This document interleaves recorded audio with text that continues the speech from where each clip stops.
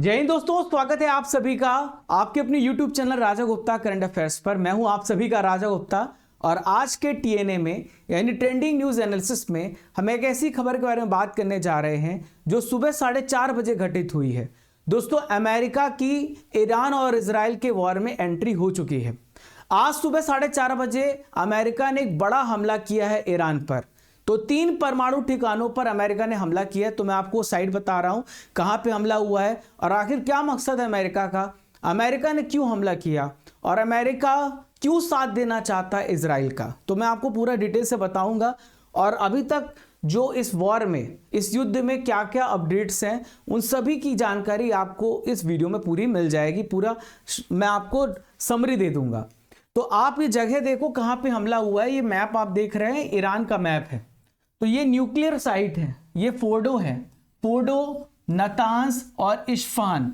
इन 3 जगहों पर अमेरिका ने हमला किया, फोर्डो, नतांज और इस्फान में। आज सुबह 4:30 बजे मैंने आपको पिछली बार जब बताया था एक वीडियो पर कि अराक साइट पर, अराक न्यूक्लियर साइट पर इजराइल ने हमला किया था। अब इन 3 साइट्स पर अमेरिका ने यहां पे हमला किया है। बहुत दिनों से अमेरिका चेतावनी दे रहा था, यहाँ पे डोनाल्ड ट्रंप चेतावनी दे रहे थे कि आप अपने न्यूक्लियर प्रोग्राम को रोक दो, नहीं तो हम आप पर हमला करेंगे, आप सरेंडर करो, नहीं तो आप जहां पर होगे हम वहां पे घुस के मारेंगे। आप देखो ईरान के आसपास सभी जगह पर, मैंने आपको ये भी बताया था, अमेरिका की सेना है, अमेरिका के जो युद्धपोत हैं, अमेरिका के एयरक्राफ्ट हैं जो ईरान को बहुत ही आसानी से घेर सकते हैं। पर ऐसा लग रहा था कि जो डोनाल्ड ट्रंप हैं वो पीछे हट जाएंगे, लेकिन दोस्तों पीछे नहीं हटे और उन्होंने यहाँ पे साफ साफ इशारा कर दिया है कि आप न्यूक्लियर प्रोग्राम आपको बंद करना ही पड़ेगा। तो ये जगह मैं आपको तीनों बता चुका हूँ, फोर्डो, नतांज और इस्फान, आपको ध्यान में रखना है। तो अब फोर्डो पे किसका इस्तेमाल किया अमेरिका ने? तो अमेरिका ने यहाँ पे बंकर फोर्ड बम का इस्तेमाल किया। ये जो न्यूक्लियर फैसिलिटेशन साइट है फोर्डो, ये बहुत ज़्यादा प्रोटेक्टेड है, तो इतनी आसानी से कोई नॉर्मल मिसाइल से इसको आप तोड़ नहीं सकते हैं, इसे डिमोलिश नहीं कर सकते हैं। इसके लिए बंकर फोर्ड बम का इस्तेमाल किया जाता है, ठीक है। तो यहाँ पर इसका इस्तेमाल किया गया और अमेरिका की है टॉम हॉक जो कि न्यूक्लियर सबमरीन से टारगेट की गई। तो 30 यहाँ पे टॉम हॉक टारगेट किया गया है इस्फहान में और नतांज में। तो ये हमला यहाँ पे अमेरिका ने आज सुबह 4:30 बजे किया है। अब आइए डोनाल्ड ट्रंप की स्टेटमेंट को समझ लेते हैं, वो क्या कह रहे हैं, हमले के बाद उन्होंने क्या बात बोली। इन्होंने कहा है कि हमलों का जो मकसद है, हमने जो यहाँ पे टारगेट किया है वो ईरान को परमाणु बम बनाने से रोकना है और दुनिया को इस एटॉमिक यानी परमाणु खतरे से बचाना है। अब मैं पूरी चैन से सो सकता हूँ, मैं रात में पूरी चैन से सो सकता हूँ। ये हमला बहुत ही शानदार था। हमारे जो सैनिक है जिन्होंने हमला किया था वो सेफली वापस आ रहे हैं, उनको कोई भी किसी प्रकार का नुकसान नहीं हुआ है। और अगर हम यहाँ पे चेतावनी फिर से दे रहे हैं, अगर इस प्रकार से ईरान ने वापस से न्यूक्लियर प्रोग्राम को एक्सटेंड किया तो हम इसी प्रकार से हमले करते रहेंगे। तो यहाँ पर इजराइल की जो पीएम है नेतान्याहू, इनका भी यहाँ पर उसके बाद स्टेटमेंट आता है। ये थैंक यू कहते हैं अमेरिका को, अमेरिका के राष्ट्रपति को धन्यवाद देते हैं कि आपने हमारा यहाँ पे साथ दिया, इसके लिए बहुत बहुत धन्यवाद। और ये ऐतिहासिक था क्योंकि ईरान एक बड़ा खतरा है हमारे, मतलब इजराइल के लिए तो खतरा है ही, साथ ही साथ पूरी दुनिया के लिए खतरा है अगर वो परमाणु बॉम्ब बनाता है और परमाणु प्रोडक्ट्स वो बनाता है। ये स्टेटमेंट ये यहाँ पर देते हैं। अब मैं आपको थोड़ा समझा देता हूँ कि ये जो फोर्डो है और नतांज है या इस्फान है, ये क्यों इंपॉर्टेंट है, किसके लिए? ईरान के लिए। तो आप देखिए फोर्डो जो है एनरिचमेंट प्लांट, यहाँ पे ईरान का दूसरा सबसे बड़ा यूरेनियम प्यूरिफिकेशन प्लांट है। नतांज सबसे बड़ा है और उसके बाद ये दूसरा सबसे बड़ा यूरेनियम प्यूरिफिकेशन प्लांट है जहाँ पे यूरेनियम का शुद्धिकरण होता है।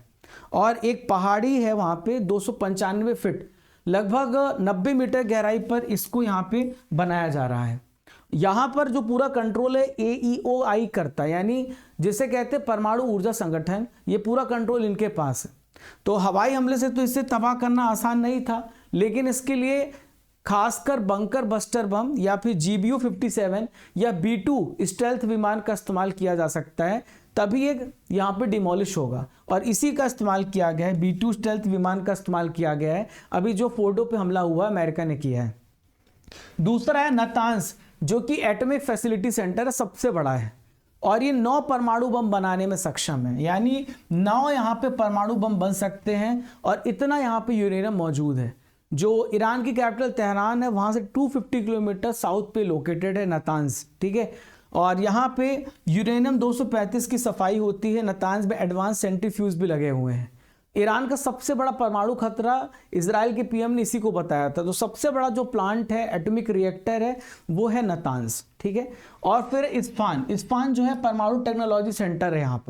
यहाँ पे क्या होता है, जो क्रूड यूरेनियम होता है, कच्चा यूरेनियम है, उसको गैस में बदला जाता है। तो यूरेनियम कन्वर्जन फैसिलिटी सेंटर है ये 1999 में बनाया गया था। तो इस्फान में ईरान का सबसे बड़ा एयर बेस भी है, ये भी ध्यान में रखना है, जहाँ पे अमेरिका का F-14 फाइटर जेट भी मौजूद है। तो ये हथियार बनाने वाली फैक्ट्री है इस्फान, यहाँ पे वेपन्स बनते हैं। और 13 जून को यहीं पर एयर बेस पर 3 ड्रोन से इजराइल ने यहाँ पे हमला भी किया था, इस्फान पे हमला किया था। तो साथियों, मैंने आपको लास्ट अपडेट में बताया था, ये जो आप देख सकते हैं ये अराक साइट है, अराक हैवी वाटर रिएक्टर साइट है, न्यूक्लियर साइट है। इसे पूरी तरीके से ध्वस्त कर दिया था इजराइल ने।